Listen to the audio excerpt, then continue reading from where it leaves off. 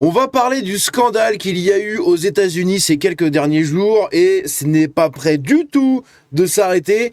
On va parler, vous le savez, de cette fameuse histoire de détournement d'argent de l'État du Minnesota vers des compagnies de garde d'enfants somaliennes avec des liens très louches, etc. C'est potentiellement la plus grosse escroquerie des États-Unis en termes d'association avec l'argent public. Bref, on va regarder un peu tout ça. Il y a beaucoup de choses à dire. Donc on va faire vite. Il y a eu toute une vidéo de 42 minutes. Évidemment, on va pas la regarder. On va tout simplement regarder ce que les gens ont dit là-dessus. Bref, on regarde ça.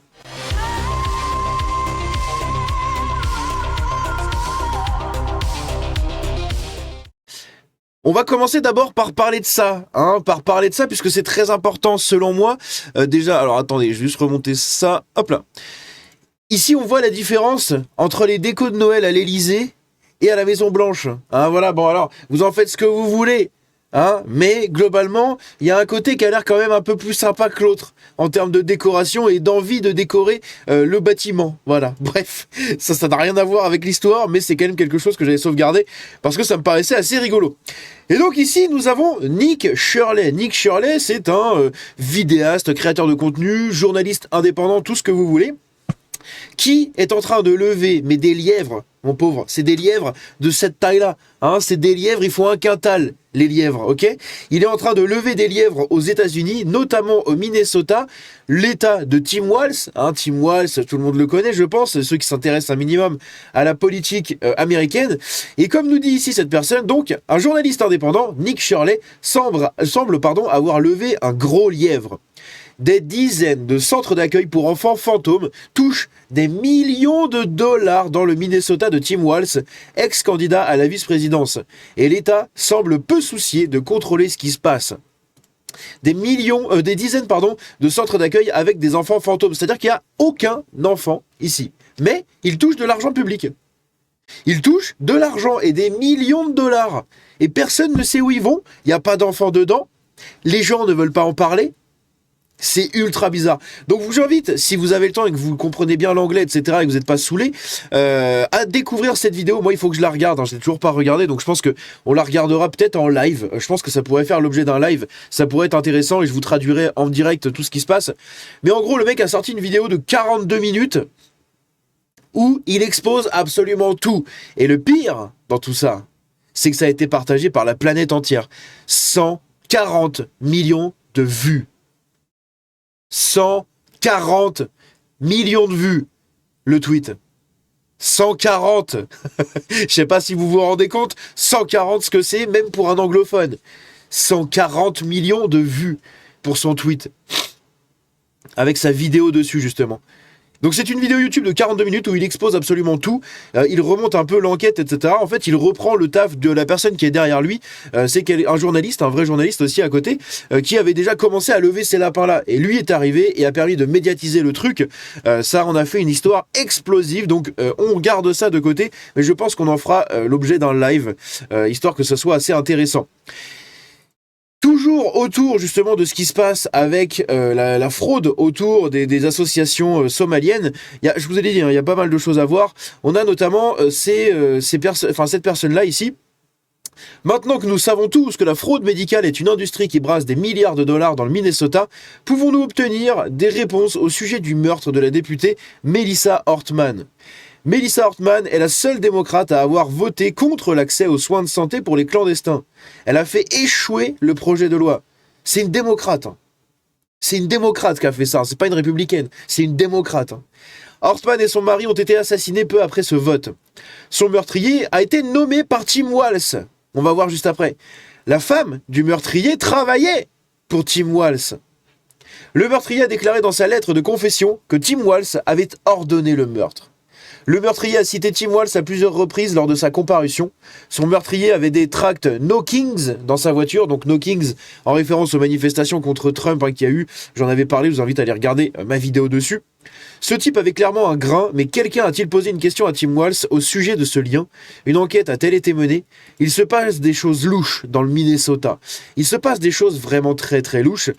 Ici, on va regarder ça. Enfin, on va pas regarder, mais je vous la mets comme ça ici sans le son. Mais en gros, on tombe sur le cliché des gauchistes qui hurlent à tout va, comme des débiles mentales. Franchement, c'est hilarant. Cette femme est une véritable caricature, tout droit sortie d'un cartoon. Preuve que les caricatures existent bel et bien. Une femme blanche, de gauche, totalement enfermée dans le dogme immigrationniste, sans même savoir pourquoi. Donc elle défend, elle les filme, hein, vous savez, en gueulant « Oui, mais vous n'avez pas le droit de regarder ça, regardez les fachos, regardez !» Bref, hein, c'est exactement les mêmes qu'on a chez nous. Hein, c'est la femme blanche atteinte du syndrome du sauveur blanc de 50 balais, qui a probablement rien foutu de sa vie et qui veut s'acheter tout simplement une existence et un objectif de vie, voilà, un but, une raison de vivre, et elle l'a trouvé dans ce combat-là, voilà. C'est catastrophique. Ici, donc, on a 14 associations, en fait, c'est 14 compagnies, 14 entreprises.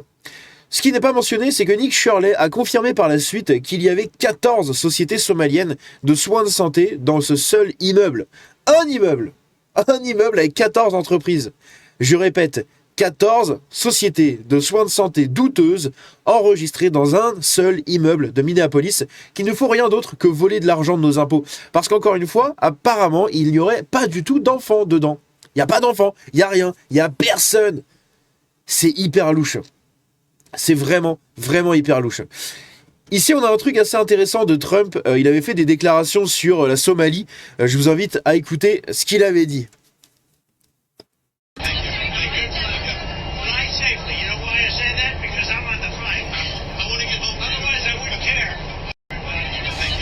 Voilà. Donc, par rapport à des journalistes qui lui posaient des questions sur tout ça, etc.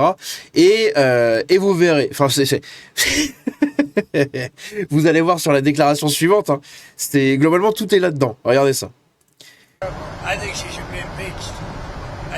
Donc je vous lis le résumé, hein, mais le président Trump vient d'appeler à l'expulsion de la représentante Ilhan Omar, originaire de Somalie, de la Chambre des représentants des États-Unis. Hein, donc déjà, il y a des gens comme ça qui peuvent atterrir aussi aux États-Unis à la Chambre des représentants. Ça montre le pouvoir qu'avait donné la gauche à tous ces gens-là avant.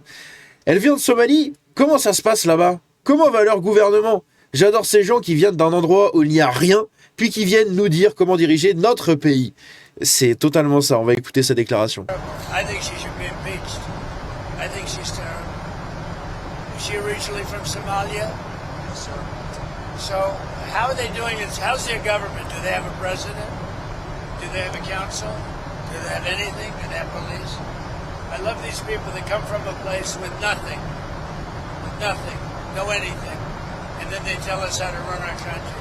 No, I think if she got censured, that's great. If she got impeached, that's even better. They impeached me twice for nothing. And they impeached me knowing the Republicans are on my side, so they knew it was just, but they impeached me twice. She should be impeached, and it should happen fast. I think... Ça me fume, bordel de merde. Il nous faut un président avec des burnes comme ça, hein. C'est incroyable, s'il vous plaît, quoi. Bref, le système Walz, donc de Tim Walz, dans le Minnesota. Il y a 6 mois, Melissa Hartman, ex-présidente de la Chambre des représentants du Minnesota, et son mari étaient assassinés, et le président de la commission des affaires sociales du Sénat, blessé. Tim Walz avait nommé le meurtrier à son Governor's Workforce Development Board. La représentante s'opposait au système d'aide somalienne et le sénateur avait demandé la création d'une unité anti-fraude au ministère. Voici qui est Tim Walz. Ici, pareil, hein, si la fraude en faveur des immigrés est aussi développée, même aux États-Unis, avec leur tradition de limitation des dépenses publiques, ne serait-il pas opportun d'enquêter sur cette fraude en France pour identifier d'éventuelles malversations? Ça, c'est une question réelle qu'il faut se poser parce que si même aux États-Unis ça arrive, imaginez le bordel en France. Une énième fausse garderie pour enfants somalienne a été débusquée dans l'état de Washington. La fraudeuse somalienne est furieuse de voir un journaliste citoyen révéler son arnaque au grand jour. Il n'y a manifestement aucun signe d'enfant, ni même la présence d'une garderie dans sa maison. Cette garderie, Annie Family Child Care LLC, hein, donc Limited, je sais plus quoi, compagnie, a perçu 770 000 $ de fonds publics depuis 2023. Putain, 770 000 balles en 2 ans. Il y en a des centaines comme ça dans tous les États-Unis. Vous imaginez le bordel, sérieux? Do that, we have your information and we saw it already in the system. There's no right to privacy No, in public. that is so privacy. You guys have a good day. This is You our guys have a property. good day. You have a Bref, c'est catastrophique. Et en fait, voilà, ils sont logés dans des petites maisons, dans des petits trucs, sous prétexte de faire des garderies, mais en fait, il n'y a aucun enfant, il n'y a rien du tout. Et ils prennent de l'argent, c'est du détournement de fonds, hein, littéralement. À côté de ça, on a eu J.D. Vance qui a été visé lors d'une attaque chez lui. Incident au domicile du vice-président J.D. Vance à Cincinnati, dans l'Ohio. Une intervention policière a eu lieu dans la nuit de dimanche à lundi après des vitres brisées. Un suspect a été interpellé après une fuite signalée par le Secret Service. La résidence était inoccupée au moment des faits et J.D. Vance ainsi que sa famille n'étaient pas sur place. Une enquête est en cours. Ils ont retrouvé le mec.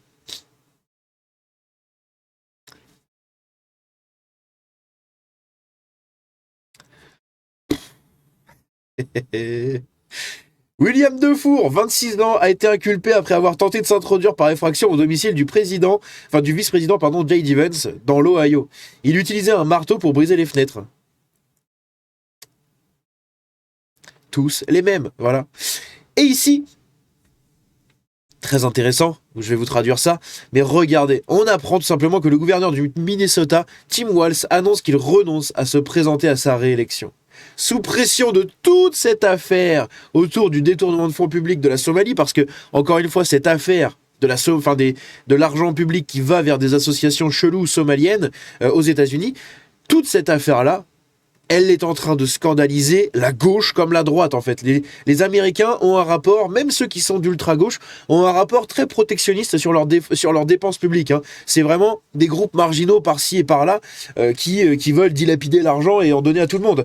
Mais même les Américains de gauche, même la gauche modérée, hein, voilà. Bon, après, l'ultra-gauche, peut-être qu'ils sont vraiment débiles, comme la meuf qu'on a vue tout à l'heure qui filmait. Mais même la gauche, quand même, assez socialiste, etc., en fait, ils sont très protectionnistes sur l'utilisation de l'argent public. Donc, c'est en train de scandaliser tout le pays. Voilà. Autant les gauchistes que les droitards. Bref, donc je vous annonce qu'on en fera un live, je sais pas trop quand, vous verrez sur la chaîne, je vous en parlerai, je vous ferai un post de la communauté, j'en parlerai sur X, etc. Mais on fera un live de cette vidéo de 42 minutes de Nick Shirley, justement, où tout simplement il revient sur absolument toute cette enquête et il expose littéralement mais tout ce qui s'est passé là-dedans. Bref, c'est assez fou, il a fait un taf de malade, il a été appuyé par la personne qui avait déjà fait ce travail-là quelques années avant, mais qui n'avait pas pu aller plus loin et surtout qui n'avait pas eu la puissance pour le médiatiser. Là où Nick Shirley, on a fait une vidéo, un tweet à 150 millions de vues, une vidéo qui a fait des millions de vues. Bref, on se dit à la prochaine. C'était très intéressant et évidemment en France, ça doit être absolument le même bordel monstrueux. Bref, c'était tout pour moi. Lâchez un like comme d'habitude, abonnez-vous, suivez-moi sur le réseau, sur le Discord. Ciao.